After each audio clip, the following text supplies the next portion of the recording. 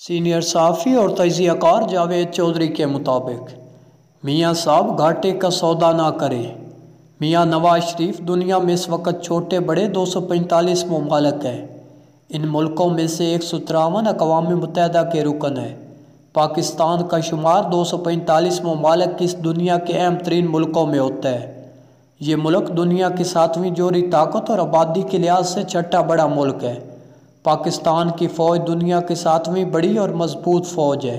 یہ اسلامی دنیا کا اہم ترین ملک بھی ہے۔ ترکی، سعودی عرب، ملیشیا اور متحدہ عرب امارات وسائل میں ہم سے بہت بڑے ہیں، لیکن فوجی اور ایٹمی طاقت کی وجہ سے پاکستان ان سے بہت آگے ہے۔ یہ ملک چین، سینٹرل ایشیا اور بھارت کے درمیان واقع ہے۔ اس جغرافیائی پوزیشن کی وجہ سے دنیا کی 1/3 آبادی کی کنجی کہلاتا ہے۔ دنیا جب تک پاکستان کو چابی تسلیم نہیں کرتی، یہ اس وقت تک اس خطے کا تالا نہیں کھول سکتی۔ پاکستان دنیا کے ان 10 ممالک میں شمار ہوتا ہے جن کے پاس چاروں موسم اور ہر قسم کی زمین ہے۔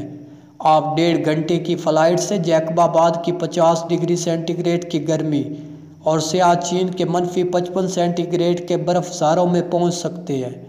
دنیا میں 8000 میٹر سے بلند 14 چوٹیاں ہیں، ان میں سے 5 پاکستان میں ہیں۔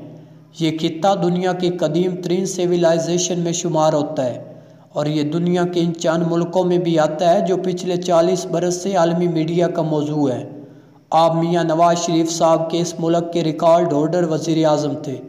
آپ 3 بار پاکستان کے وزیر اعظم بنے۔ آپ کسی دن ایزی چیئر پر بیٹھے، آنکھیں بند کریں، اپنے اور اپنے خاندان کے پروفائل کا تجزیہ کریں۔ آپ یاد کریں، آپ کے دادا حکیم رمضان جاتی عمرہ کے واحد مسلمان خاندان کے کفیل تھے۔ آپ کے دادا کے گھر میں 3 دن کھانا نہیں پکتا تھا۔ آپ کے بڑے تایا میاں برکت یہ غربت نہ دیکھ سکے۔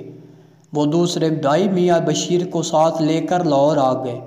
یہ دونوں بھائی ریلوے روڈ پر سارا دن لوہا کوٹتے تھے۔ انہیں صرف 1 روپیہ مزدوری ملتی تھی۔ یہ اس میں سے کھانے کے 4 آنے رکھ کر باقی 12 آنے گھر بھجوا دیتے۔ یہ 12 آنے حکیم محمد رمضان کے گھرانے کا کل اثاثہ ہوتے تھے۔ آپ یاد کریں، آپ کے والد 4 کلومیٹر پیدل چل کر اسکول جاتے تھے اور وہاں سے پیدل واپس آتے تھے۔ انہوں نے اس طرح پرائمری پاس کی۔ وہ فیس کی کمی کی وجہ سے 10 سال کی عمر میں لاہور شفٹ ہو گئے۔ وہ دن کے وقت مسلم ہائی اسکول رام گلی میں پڑھتے تھے، شام کے وقت لوہا کوٹتے۔ وہ اس طرح میٹرک تک پہنچے۔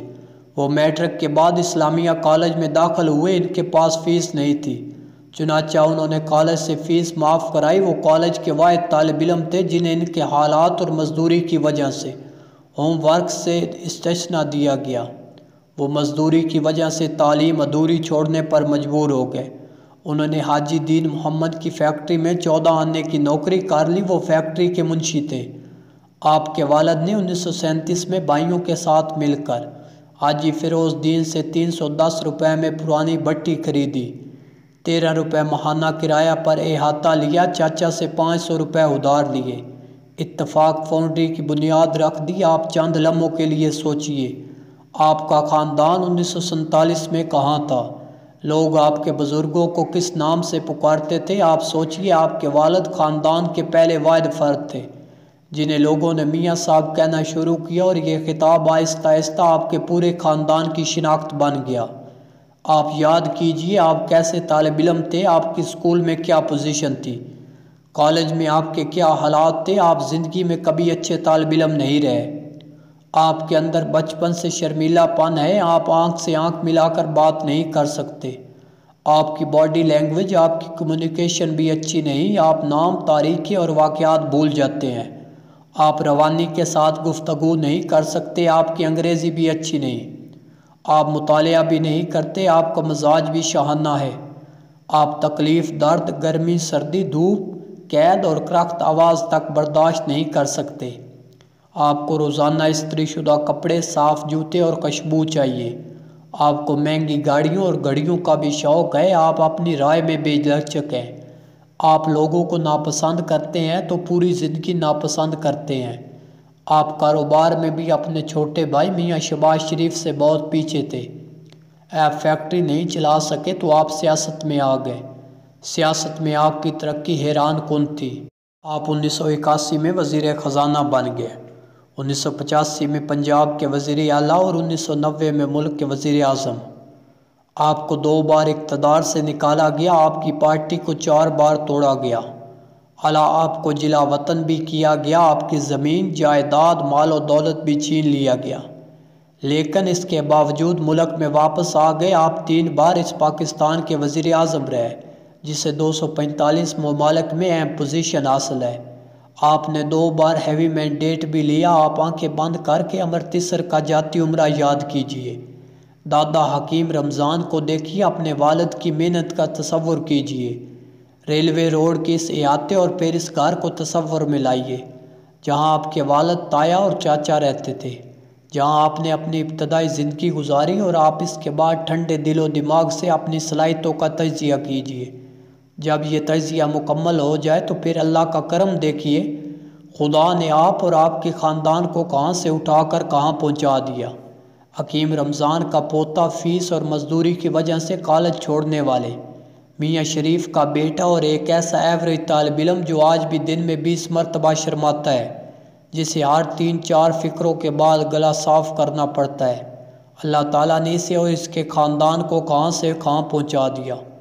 آپ اور آپ کا خاندان اگر اللہ کی اس عنایت پر 24 گھنٹے شکر ادا کرتا رہے تو بھی کم ہوگا۔ آپ دنیا کی 7ویں جوہری طاقت کے وزیر اعظم رہے ہیں۔ آپ پوری دنیا کی مخالفت کے باوجود اسلامی جمہوریہ پاکستان کے 3 مرتبہ وزیر اعظم بنے۔ یہ عزت، رتبے اور کرم کی انتہا ہے۔ آپ اس سے آگے کہاں جائیں گے؟ آپ اس کے بعد بھارت، چین، برطانیہ اور امریکہ کے صدر یا وزیر اعظم نہیں بن سکتے۔ آپ شہنشاہ ہند اور امیر تیمور نہیں بن سکتے۔ آپ پاکستان میں مصر کے اہرام اور چین کی دیوار بھی نہیں بنا سکتے۔ آپ اس سے آگے کہاں جائیں گے؟ کیا کریں گے؟ یہ آپ کے لیے اللہ کے کرم کی انتہا ہے۔ آپ اس سے آگے نہیں جا سکیں گے، چنانچہ اب آپ نے ایک فیصلہ کرنا ہے، دولت یا اقتدار، کاروبار یا سیاست۔ میاں صاحب، آپ یقین کر لیں، آپ یہ دونوں چیزیں اکٹھی نہیں چلا سکیں گے۔ آپ کو کاروبار اور سیاست دونوں میں سے کسی ایک کا انتخاب کرنا ہوگا۔ ہم 21ویں صدی میں سانس لے رہے ہیں، اور اس صدی میں سیاست اور دولت پانی اور آگ بن چکے ہیں۔ یہ دونوں آپ ایک ٹاپ میں نہیں رہ سکتے، آپ کو کسی ایک کو باہر نکالنا ہوگا۔ آپ کے خاندان کے جو لوگ سیاست میں آئیں وہ زندگی میں کاروبار نہیں کریں گے، وہ اپنی ٹانگیں چادر تک پھیلائیں۔ آپ اپنے محلات بھی خاندان کے حوالے کر دیں یا پھر ان میں سکول، یونیورسٹی قائم کر دیں۔ اپنا طرز زندگی سادہ کر لیں، چھوٹے گھر میں رہیں، وزیر اعظم اور پارٹی لیڈر کی تنخواہ میں گزارا کریں۔ آپ اس کے بعد ٹروتھ اینڈ ریکنسیلیشن کمیشن بنائیں، اپنی غلطیاں تسلیم کریں، دوسروں کو بھی غلطیاں ماننے اور قوم سے معافی مانگنے کا موقع دیں، ماضی کی سلیٹ صاف کریں، ایک نئے دن کا آغاز کریں، اور پھر ملک میں ایسی اصلاحات کریں جن کی نظر میں وزیر اعظم اور عام شہری برابر ہو، جن میں وزیر اعظم آئس لینڈ کی طرح ایک دن کے احتجاج کے بعد گھر چلا جائے، سرکاری اہلکار خرابی کوتاہی کے باعث سنگاپور کی طرح خودکشی پر مجبور ہو جائیں۔ آپ یقین کیجئے، آپ اگر یہ فیصلہ نہیں کرتے تو آپ پھر کل کو پھنس جائیں گے۔